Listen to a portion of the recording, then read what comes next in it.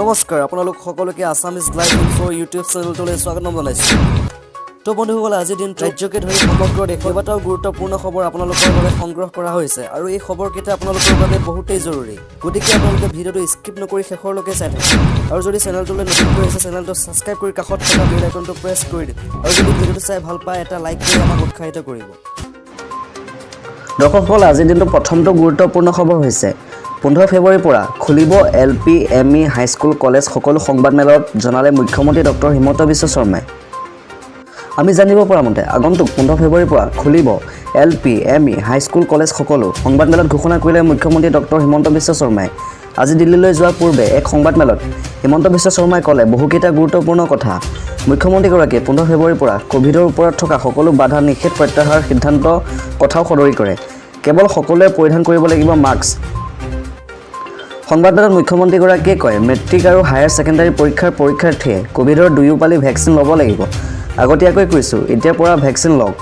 আনহাতে কোভিডৰ ওপৰত কাৰফিউ নাথাকিব। সভা সমিতিত ভেকচিন লোৱাসকলেহে উপস্থিত থাকিব পাৰিব। চিনেমা হলতো একেই হ'ব।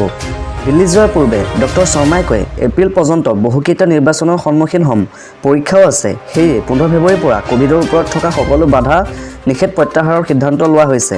কেৱল মাস্ক পৰিধান কৰিব লাগিব সকলোৱে। আৰু লগতে তেখেতে কয় কোভিডৰ ওপৰত কাৰফিউ নাথাকিব। সভা সমিতিত ভেকচিন লোৱাসকলেহে উপস্থিত থাকিব পাৰিব। চিনেমা হলতো একেই হ'ব। GMCত কোভিড ৰোগীৰ সংখ্যা কমিছে, 50ৰ তলত আছে। 15 ফেব্ৰুৱাৰীৰ ভিতৰত আৰু কমিব বুলি আশা কৰিলোঁ, সংবাদমেলত ক'লে হিমন্ত বিশ্ব শৰ্মাই। আজিৰ দিনটোৰ আন এটা গুৰুত্বপূৰ্ণ খবৰ হৈছে বৰপেটা জিলাৰ প্ৰায় 40,000 মহিলাক মাইক্ৰ' ফাইনেন্সৰ ঋণ ৰেহাই ৰাজ্য চৰকাৰৰ। বৰপেটাত আজি ঋণ ৰেহাইৰ চেক বিতৰণ অনুষ্ঠানত অংশগ্ৰহণ কৰি মন্ত্ৰী ৰঞ্জিত কুমাৰ দাসে কয় ৰাজ্যৰ মহিলাৰ ক্ৰদন মুখ্যমন্ত্ৰীয়ে শুনিছে আৰু সেইমতে মহিলাসকলক সহায়ৰ বাবে আগবাঢ়ি আহিছে। প্ৰধানমন্ত্ৰী নৰেন্দ্ৰ মোদীয়ে যিদৰে মহিলাসকলক আগবঢ়াই নিব বিচাৰিছে একেদৰে মুখ্যমন্ত্ৰী ডক্টৰ হিমন্ত বিশ্ব শৰ্মায়ো মহিলাসকলৰ উন্নয়নৰ বাবে আৰু মাইক্ৰ' ফাইনেন্সৰ ঋণৰ মুক্তিৰে মহিলাৰ উন্নয়নৰ কাম কৰিছে। ইপিনে মহিলাসকলৰ জৰিয়তে ৰাজ্যৰ অৰ্থনৈতিক বুনিয়াদ গঢ়ি তোলাৰ লক্ষ্য ৰাজ্য চৰকাৰৰ।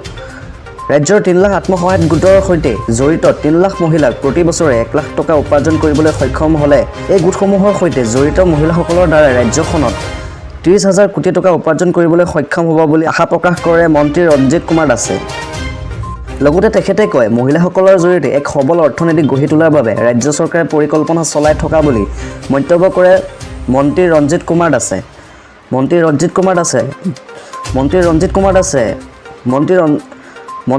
কুমাৰ দাসে জনোৱা মতে আত্মসহায়ক গোটৰ জৰিয়তে বৰ্তমান বছৰি 40,000 টকা উপাৰ্জন কৰি আছে ৰাজ্যৰ মহিলাসকলে।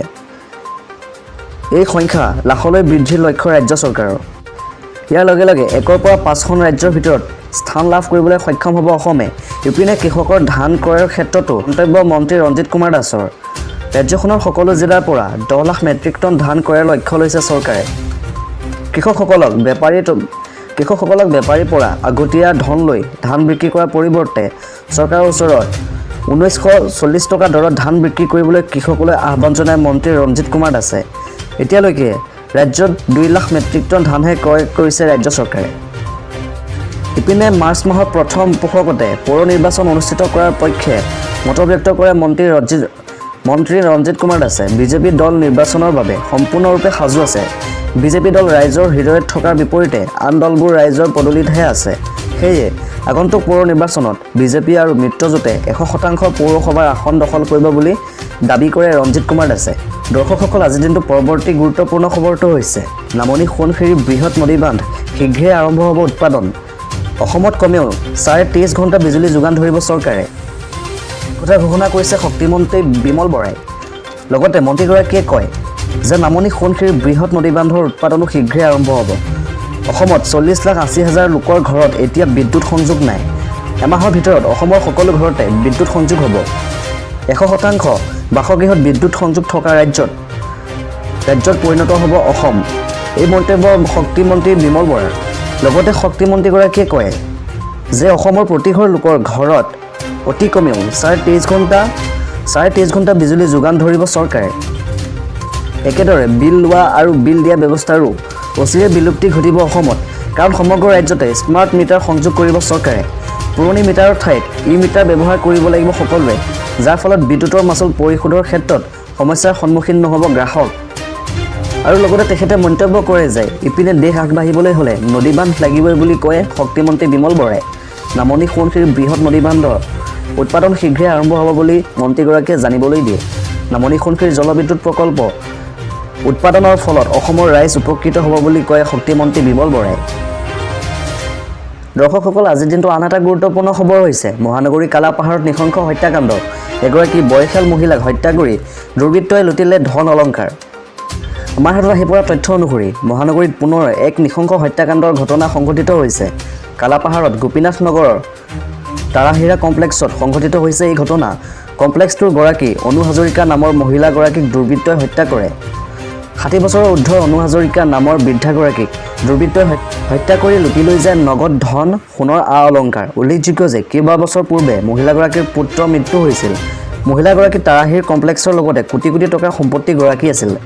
কোনে কি উদ্দেশ্যৰে এই মহিলাগৰাকীক হত্যা কৰিলে সেয়া আৰক্ষীৰ তদন্ততহে স্পষ্ট হৈ পৰিব।